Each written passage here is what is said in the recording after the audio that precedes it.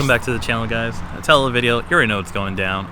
Lexus ES versus Lexus GS. Let's see who will win. And also, this is a base model of the ES, so I'm gonna keep that in mind. Make sure it's a balanced review. And I'm gonna break this review up into 4 different categories. So first, we're gonna have the looks of the car.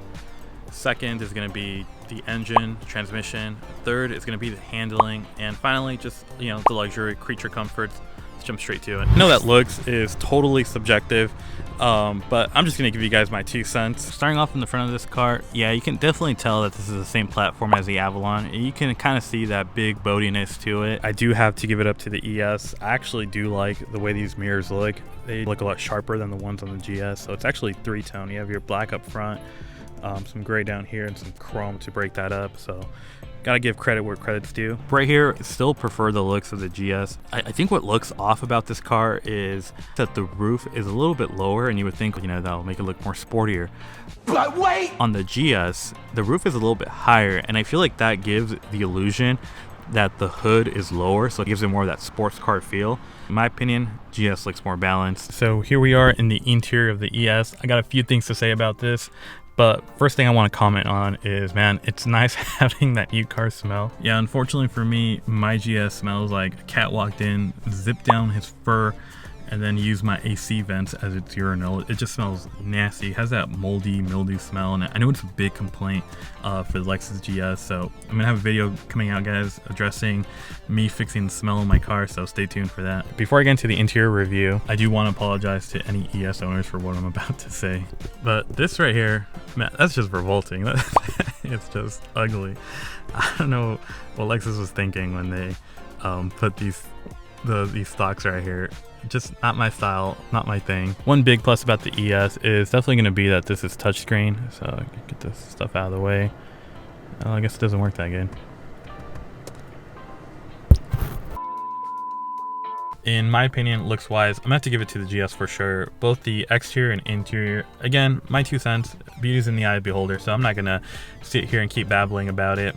On to the next. All right, let's drive this bad boy, see what it's all about.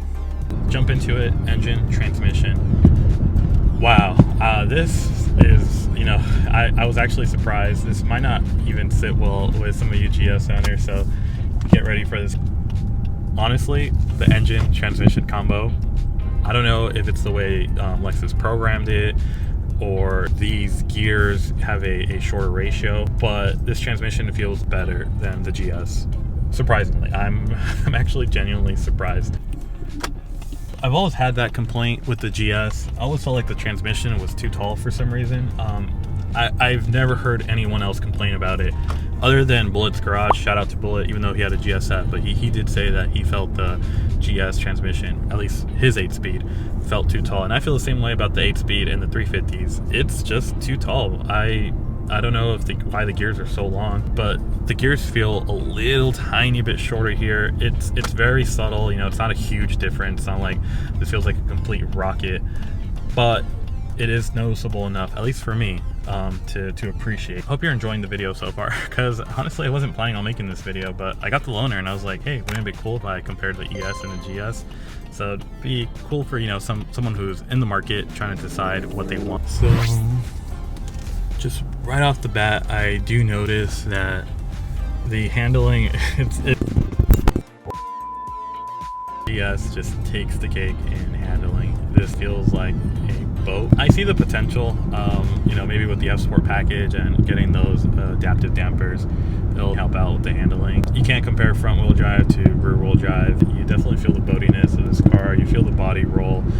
Not as fun. So I'm not going to babble much more about it. You already knew what I was going to say. Let's talk about the creature comforts of the car. Just living with the car day to day. Starting off with the ride position, it's actually very similar to the GS.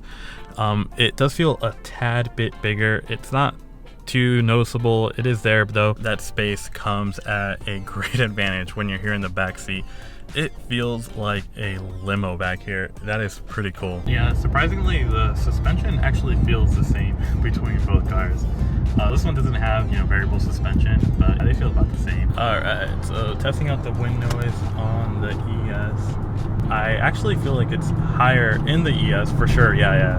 The wind noise is definitely a lot louder here than it is on the GS, which I'm actually surprised because I thought the ES was going to do better on this with it being newer and the ES platform. Alright guys, got the GS back. So closing thoughts, you can't go wrong with either car. Both the ES and GS, man, they're both just straight up cruisers. However, non-Mickey Mouse answer, in my opinion guys, if you're looking for a used car, I would go for the GS, because with the GS, you're getting the best of both worlds. You're getting handling, performance, and comfort. Surprisingly, this car is just as comfortable, if not maybe even more comfortable than the ES. I can't speak for like the ultra luxury package on the ES, but this car definitely holds its weight in comfort and has the handling. Transmission, that might just be a me thing. So go for the GS if you're in the used car market. If you're looking for a new car, they still make the ES. And don't get me wrong guys, the ES is a straight up cruiser. I have the utmost respect for the ES. It's definitely 100% through and through a luxury car. Thanks for watching. Of course, comment, like, subscribe. Take care guys.